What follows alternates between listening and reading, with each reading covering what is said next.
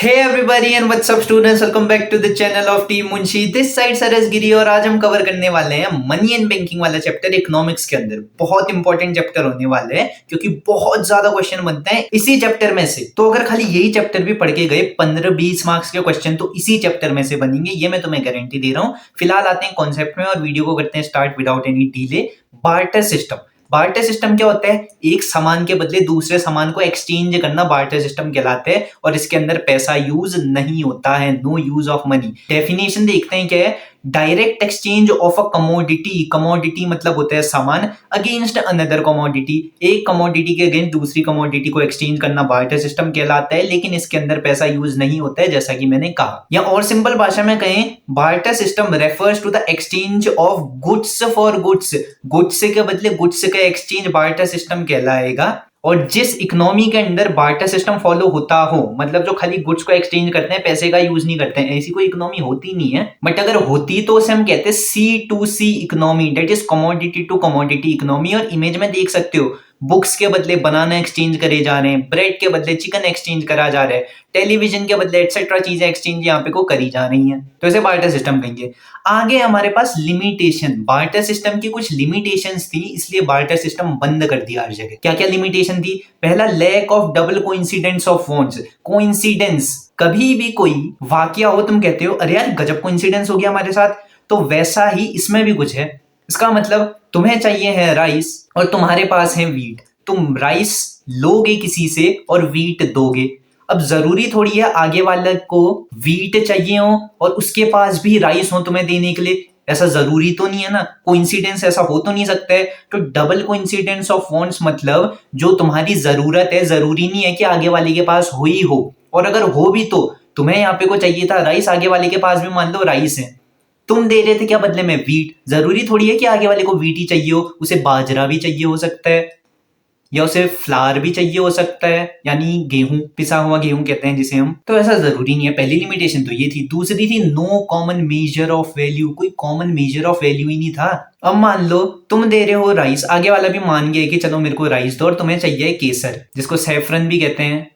अब आगे वाला तुम्हें 1 केजी सैफरन दे और तुमसे 1 केजी राइस ले, ऐसा करेगा तो लूट जाएगा भाई। सैफरन आता है बहुत महंगा। तो ऐसे कोई कॉमन मेजर ऑफ वैल्यू नहीं थी कि भाई 1 केजी राइस के बदले कितना हम सैफरन दे, क्योंकि वैल्यू तो दोनों की अलग अलग रहती है। तीसरा था नो डेफर्ड पेमेंट। फ्यूचर में पेमेंट कर ही नहीं सकते थे। डेफर्ड पेमेंट मतलब होता है फ्यूचर में उधार ले लिया, अभी फ्यूचर में करोगे पे। ऐसा नहीं कह सकते थे कि भाई अभी मेरे को चावल देते, मैं कल तेरे को गेहूं दूंगा, आगे वाला भूखा मर जाएगा ऐसे करोगे तो, इसीलिए उसी समय सामान देना पड़ता था। दूसरा था no store of value. Value को स्टोर करके नहीं रख सकते थे, यानी फ्यूचर यूज के लिए। जैसे तुमने आज गेहूं खरीदा, तुमने रख लिया कि 2 साल बाद यूज करूंगा, 2 साल बाद देखा चूहे खा गए या खराब हो गए, तो स्टोर ऑफ वैल्यू भी पॉसिबल नहीं था। और लैक ऑफ डिविजिबिलिटी, यानी सामान को बांटना बहुत मुश्किल था। तुम्हें चाहिए है घोड़ा, एक घोड़ा, ठीक, 1 हॉर्स, उसके बदले तुम राइस दे रहे हो 1 केजी राइस। अब ऐसा तो कर नहीं सकते थे कि 1 केजी राइस के बदले 1 केजी घोड़ा काट के देने, घोड़े की तो वैल्यू ही खत्म फिर। तो डिविजिबिलिटी भी इम्पॉसिबल थी बार्टर सिस्टम में, इसीलिए कॉन्सेप्ट आया मनी का। अब मनी क्या होता है? मनी ने सारी प्रॉब्लम सबसे पहले तो बार्टर सिस्टम की सॉल्व करी। हम मनी से उधार में सामान ले सकते हैं, स्टोर करके भी रख सकते हैं, बैंक में रख दिए पैसे, 2-3 साल बाद यूज करो। एक मेजर ऑफ वैल्यू आ गया कि भाई ये 2 रुपए किलो है, 20 रुपए किलो है, 50 रुपए किलो है, एटसेट्रा चीजें। लेकिन मनी होता क्या है?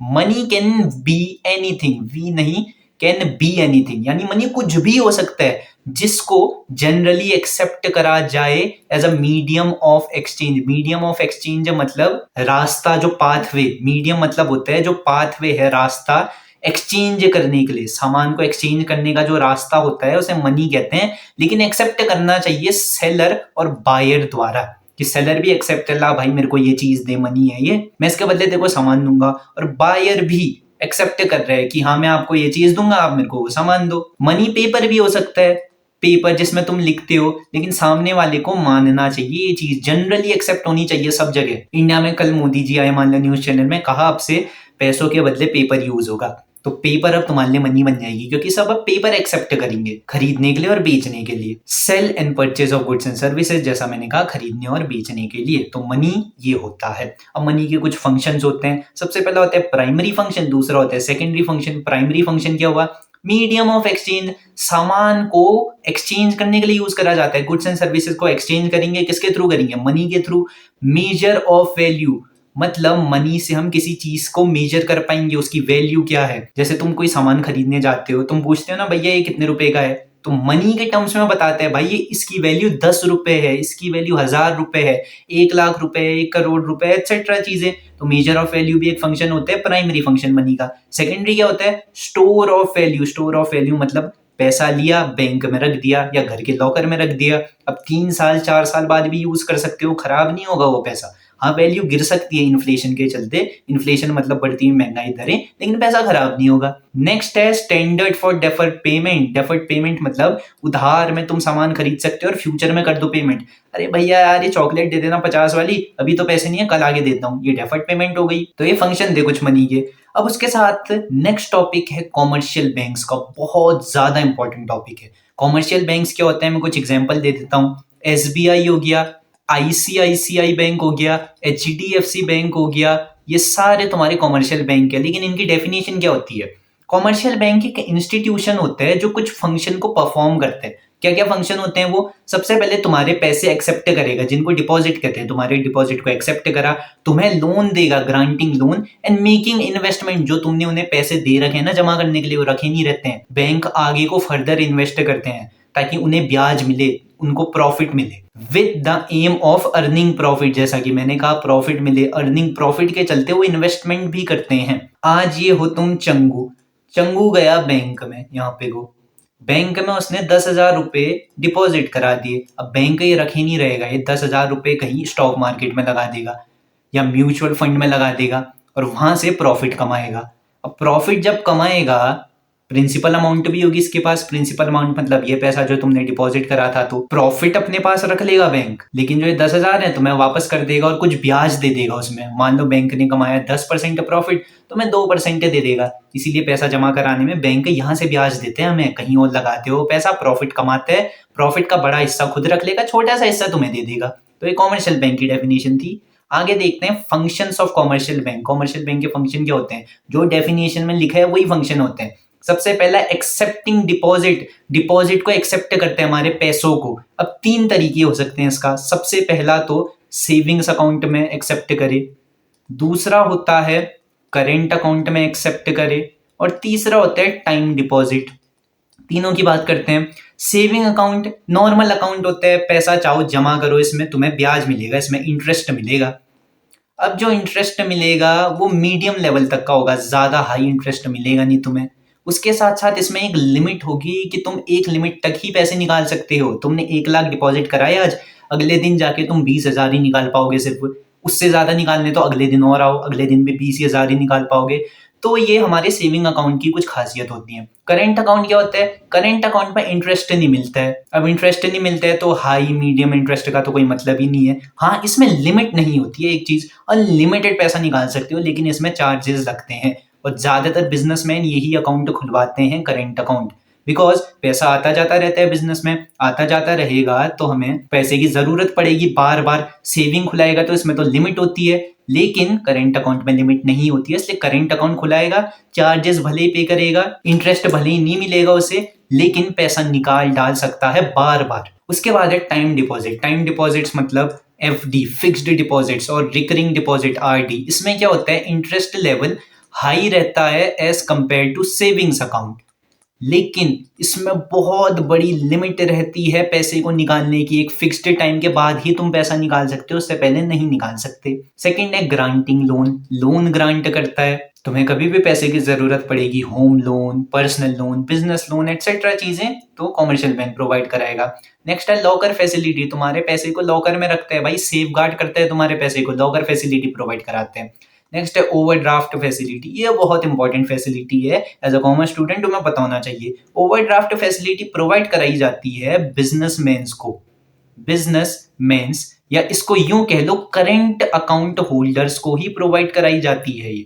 इसके अंदर क्या होता है जी? इसके अंदर मान लो बिजनेसमैन ने सिर्फ 10,000 रुपए डिपॉजिट कराए तुम्हारे करेंट अकाउंट में। अब उसने वो 10,000 रुपए कहीं यूज कर लिए, बिजनेस में लगा दिए, ठीक। अब उसके पास 0 पैसे बचे हैं अकाउंट में, तो बिजनेसमैन अभी भी चाहे तो आके 10,000 और निकाल सकते हैं, या 20,000 निकाल लिए इस बार मान लो, 20,000 निकाल लिए, तो ये 20,000 निकाल के यूज कर सकता है बिजनेसमैन, लेकिन ये 20,000 एज अ लोन हो जाएगा बिजनेसमैन पे करंट अकाउंट में, और इस पे जब वो वापस करेगा ये 20,000 की अमाउंट, तो उसे इंटरेस्ट देना पड़ेगा। तो ओवरड्राफ्ट फैसिलिटी यही होता है, अगर तुम्हारे बैंक अकाउंट में 0 रुपीज भी है, तुम थोड़ा एक्स्ट्रा अमाउंट निकाल सकते हो जो तुम पे लोन रहेगा, और तुम्हें वो पे बैक करना होगा कुछ टाइम के बाद। ये किसी और अकाउंट में प्रोवाइड नहीं कराई जाती है, सिर्फ करंट अकाउंट में प्रोवाइड कराई जाती है। नेक्स्ट एक सेंट्रल बैंक, आरबीआई है इंडिया का सेंट्रल बैंक। लेकिन सेंट्रल बैंक होता क्या है? It is an apex body. Apex मतलब सबसे हाई, सबसे ऊंची बॉडी, इंस्टीट्यूशन डेट कंट्रोल्स, जो कंट्रोल करते हैं, रेगुलेट करते हैं और डायरेक्ट करते हैं पूरे बैंकिंग सिस्टम और मॉनेटरी स्ट्रक्चर को एक कंट्री के। बैंकों को गाइड करेगा, भाई ऐसे काम करो, गवर्नमेंट को गाइड करेगा, अरे गवर्नमेंट तुम यहाँ पैसे लगाओ या ये पॉलिसीज अपनाओ मनी के अंदर, ताकि इकोनॉमी और सुधर सके, डेवलप हो सके। तो ये सेंट्रल बैंक है। अब इसके कुछ फंक्शंस होते हैं। सबसे पहला, इशू ऑफ करेंसी, करेंसी को इशू कराता है सेंट्रल बैंक। जो तुम्हारे पास पैसा होता है ना, उसमें देखना आरबीआई लिखा होता है, तो जितना भी पैसा छापते हैं वो छापते हैं आपके सेंट्रल बैंक। नेक्स्ट है बैंकर, एजेंट और एडवाइजर टू द गवर्नमेंट।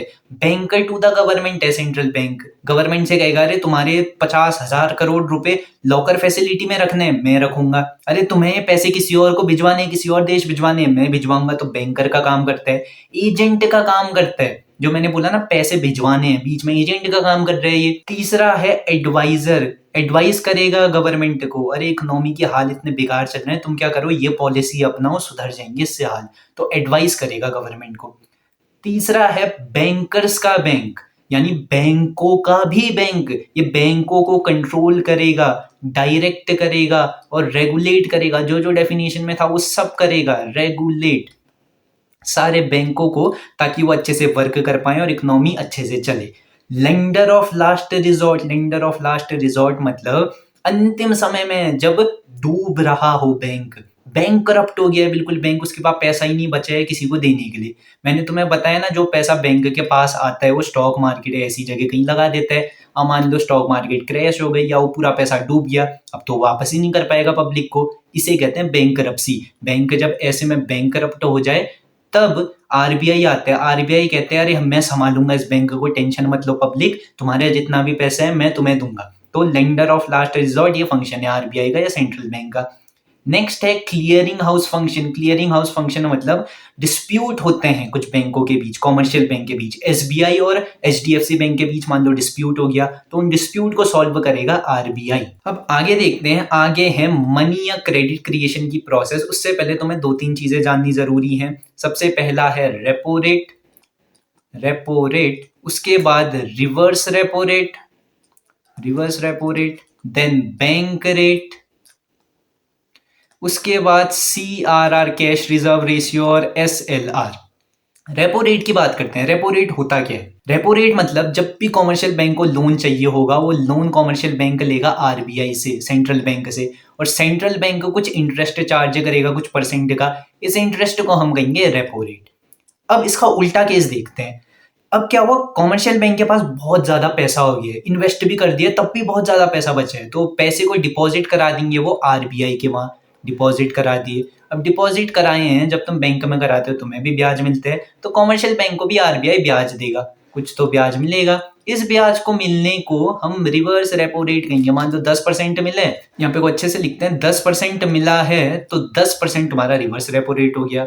उसके बाद बैंक रेट, बैंक रेट होता है आपका लॉन्ग टर्म के लिए। रेपो रेट तो शॉर्ट टर्म के लिए हुआ कि शॉर्ट टर्म लोन ले लिए। बैंक रेट में क्या होता है, लॉन्ग टर्म लोन लेते हो आरबीआई से, और जो रेट उसमें चार्ज होता है उसे बैंक रेट कहेंगे। मेन टॉपिक जो है, अगर ऊपर का समझ नहीं आया है वीडियो में पीछे जाके देखना, मेन टॉपिक है हमारा CRR और SLR, ये समझना इंपॉर्टेंट है। कैश रिजर्व रेशियो और स्टैट्यूटरी लिक्विडिटी रेशियो। अब जितना भी पैसा होता है कॉमर्शियल बैंक के पास, मान लो 10,000 करोड़ रुपए हैं, 10,000 करोड़ रुपए में से उसको कुछ परसेंट, एक फिक्स्ड परसेंट आरबीआई में जमा कराना पड़ता है सेंट्रल बैंक में, तो उस फिक्स्ड परसेंट को हम कहते हैं कैश रिजर्व रेशियो। और कुछ फिक्स्ड परसेंट अपने पास ही रखना पड़ते हैं, ना तो वो इन्वेस्ट कर सकते हैं ना किसी को लोन दे सकते हैं, और उस फिक्स्ड परसेंट को हम कहते हैं स्टैट्यूटरी लिक्विडिटी रेशियो, और इन दोनों को जब हम ऐड करते हैं वो बन जाता है लीगल रिजर्व रेशियो। अब यहाँ से कॉन्सेप्ट आया है मनी क्रिएशन या क्रेडिट क्रिएशन का। ये होता क्या है, ये एक प्रोसेस होती है जिसके अंतर्गत कॉमर्शियल बैंक पैसा कमाता है। क्रिएट क्रेडिट, क्रेडिट मतलब पैसा कमाना, based upon the reserve ratio, जो रिजर्व रेशियो बात करी मैंने, कैश रिजर्व रेशियो और एसएलआर, एंड इनिशियल डिपॉजिट। अब इसका मतलब समझाते हैं। चंगू है, चंगू ने 10,000 रुपए बैंक में डिपॉजिट करे। 10,000 रुपए में से मान लो 1,000 उसे कैश रिजर्व रेशियो रखना था और 1,000 उसे स्टैट्यूटरी लिक्विडिटी रेशियो रखना था, एसएलआर रखना था। तो सबसे पहले तो बैंक इन दोनों को देखेगा कितना कितना पैसा रखना था। अच्छा 2,000 रखना था तो 2,000 माइनस कर दो इसमें से, यानी 8,000 बचे। तो मतलब 8,000 में कहीं इन्वेस्ट कर सकता हूँ, बैंक ये कहेगा। अब बैंक कहते हैं इन्वेस्ट करने से अच्छा एक बंदा था हमारे पास, मंगू, जो लोन के लिए आया था, उसे 15% ब्याज पे हम ये 8,000 रुपए दे देते हैं। 8,000 रुपए जब हमने दे दिए, 15% ब्याज कमाया बैंक ने। यहाँ पे को मैं बैंक लिख देता हूँ।